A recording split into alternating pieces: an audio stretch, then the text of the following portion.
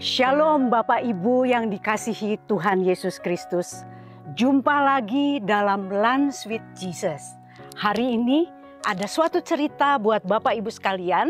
Sebulan yang lalu saya membuat workshop merangkai bunga untuk rangkaian bunga altar. Para pesertanya ibu-ibu awam. Kita harus memberikan pengarahan secara teori maupun teknik dengan detail, supaya mereka bisa membuat rangkaian sesuai dengan apa yang mereka kehendaki. Acara dimulai, mereka mulai membuat rangkaian masing-masing. Setelah rangkaian selesai, saya menghampiri seorang peserta. Tanpa bersuara, aku cabut beberapa tangkai penolong bunga tersebut. Si ibu peserta melongo. Saya tancapkan kembali. Setelah itu dia mengatakan, "Wow, jadi bagus Ibu, terima kasih." Kemudian saya juga datang ke peserta yang lain, tapi kali ini saya bertanya, "Ibu, saya akan ambil beberapa tangkai penolong Ibu untuk saya pindahkan." Dengan riang dia mengatakan, "Silahkan Bu." Saya ambil, kemudian saya bikin format yang baru. Si ibu mengatakan, "Waduh Ibu Lucy, terima kasih. Bagus sekali." Saya datangi lagi seorang ibu. Saya bertanya dengan nicely, "Ibu, bagian bawah ini saya akan cabut semua. Bagaimana?" Ibunya agak melotot.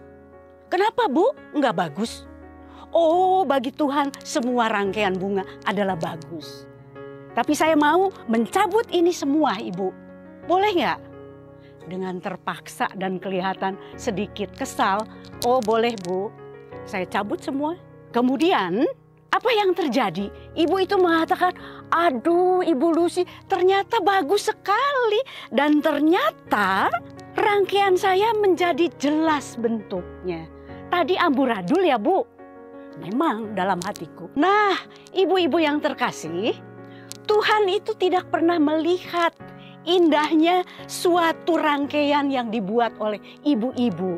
Tetapi yang Tuhan harapkan, kita mau melayani Tuhan dengan sepenuh hati kita, dengan penuh sukacita. Hari ini saya akan mengajak Bapak Ibu untuk merenungkan bacaan dari kitab Nabi Yeremia bab 11 ayat 18 sampai 20.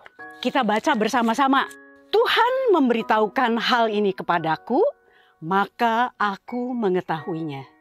Pada waktu itu Engkau, Tuhan, memperlihatkan perbuatan mereka kepadaku. Tetapi aku dulu seperti anak domba jinak yang dibawa untuk disembelih. Aku tidak tahu bahwa mereka mengadakan persepakatan jahat terhadap aku. Marilah kita binasakan pohon ini dengan buah-buahnya. Marilah kita melenyapkan dari negeri orang-orang yang hidup, sehingga namanya tidak diingat orang lagi." Tetapi Tuhan semesta alam yang menghakimi dengan adil, yang menguji batin dan hati, biarlah aku melihat pembalasan-Mu terhadap mereka, dan kepadamu-lah kuserahkan perkaraku. Demikianlah sabda Tuhan. Nah, Bapak Ibu, firman Tuhan hari ini berbicara mengenai nyawa Yeremia yang terancam. Karena menyampaikan berita murka Allah kepada bangsa Israel yang tidak mau mendengarkan suara Tuhan lagi. Tetapi Nabi Yeremia tetap dengan taat dan setia kepada perintah Tuhan dan berserah kepada Tuhan.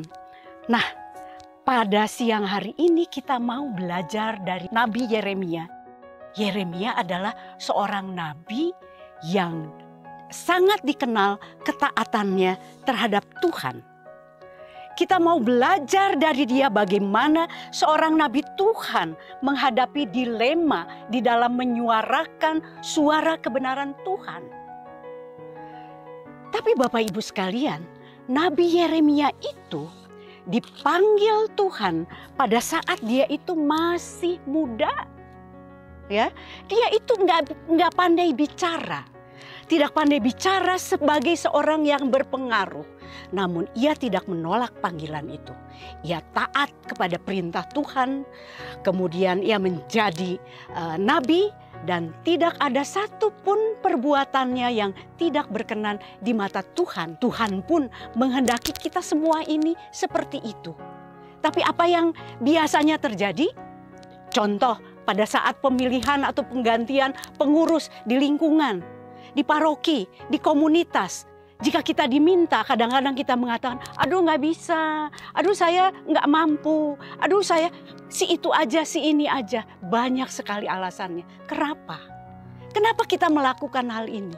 Padahal kita harusnya bersyukur karena Allah itu memberi kesempatan kepada kita untuk melayaninya. Karena Bapak Ibu sekalian, jika Allah berkenan kita melayaninya, kita pasti akan dimampukan. Nah, di dalam Yeremia ayat 19 tadi dikatakan Yeremia terancam. Kenapa?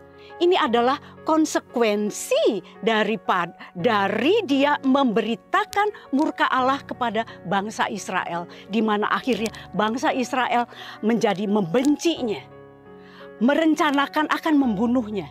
Dan Yeremia sendiri merasa ketakutan dan kecewa. Karena apa? Karena ia merasa seperti anak domba jinak yang siap disembelih. Dan dia mengumpamakan dirinya itu seperti pohon yang akan ditebang dengan buah-buahnya.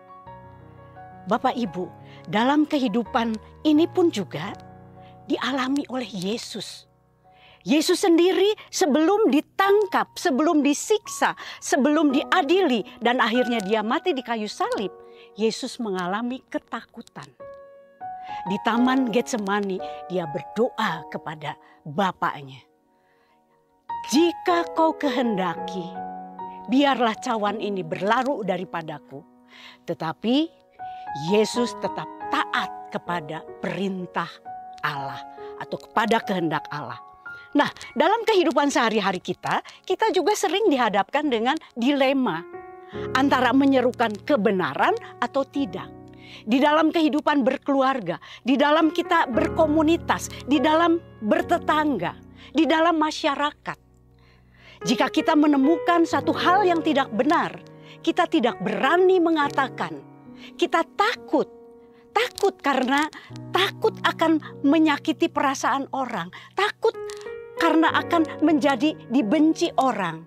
Takut karena akan dikatakan mengikuti atau dianggap ikut campur dalam urusan orang. Nah, Bapak Ibu sekalian, tapi apa yang dilakukan oleh Yeremia?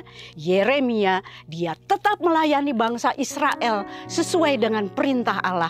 Dan tidak henti-hentinya dia mengatakan bangsa Israel tidak boleh menyembah berhala. Tidak boleh merencanakan rancangan-rancangan jahat. Dan dia selalu tetap setia mengatakan bahwa kita harus kembali kepada Allah. Mengingatkan bangsa Israel kembali kepada Allah. Keteladanan Yeremia ini perlu kita aplikasikan di dalam kehidupan kita sehari-hari ini. Terutama saat ini di mana bangsa dan negara kita di tengah panasnya isu politik, agama, wabah penyakit. Kita tidak boleh gentar untuk mengungkapkan kebenaran dalam masyarakat ini. Nah, bagaimana kita meneladani Yeremia di dalam melayani sesama kita? Kita harus ingat, kita harus melayani dengan kasih karena Allah itu kasih. Dengan kasih kita akan sanggup melayani Tuhan dan taat dan setia. Karena kasih menguatkan kita untuk terus melakukan pelayanan sesuai dengan rancangannya. Jadi please Bapak Ibu, pantang menyerah dan berserah kepada Tuhan. Bapak Ibu, kita akhiri jumpa kita di dalam Lunch with Jesus dengan satu lagu bahwa jawabannya hanya ada di dalam Yesus.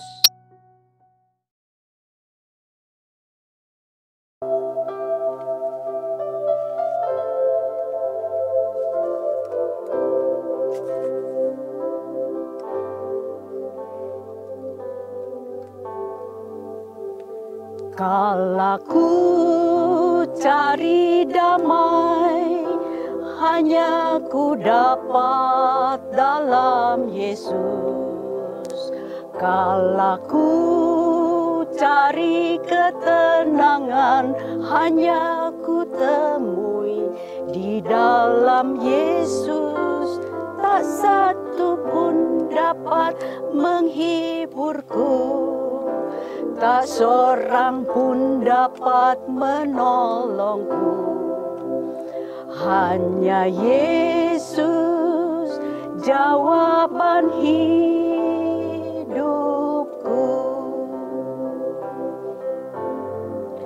Bersama Dia hatiku damai, walau dalam lembah kekelaman. Bersama Dia hatiku tenang, walau hidup penuh tantangan. Tak satu pun dapat menghiburku, tak seorang pun dapat menolongku. Hanya Yesus jawaban hidupku. Hanya Yesus jawaban hidupku.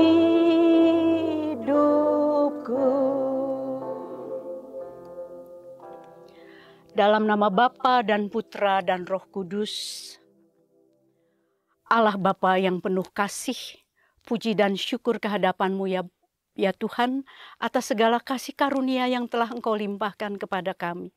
Tuhan, ini kami dengan segala keberadaan kami. Pakailah kami sebagai alat-Mu.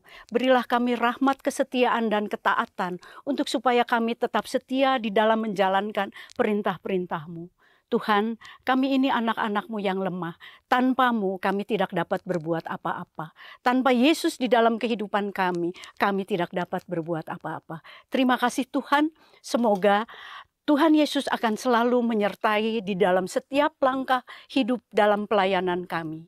Bunda Maria, Bunda Penolong Abadi, Bunda, biarlah kami selalu rendah hati seperti-Mu. Jadikanlah kami anak-anak-Mu yang tetap rendah hati. Terimalah salam dan hormat kami. Salam Maria, penuh rahmat Tuhan sertamu. Terpujilah engkau di antara wanita, dan terpujilah buah tubuhmu Yesus. Santa Maria, Bunda Allah, doakanlah kami yang berdosa ini, sekarang dan waktu kami mati. Amin.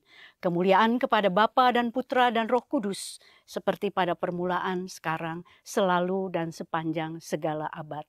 Amin. Dalam nama Bapa dan Putra dan Roh Kudus. Amin.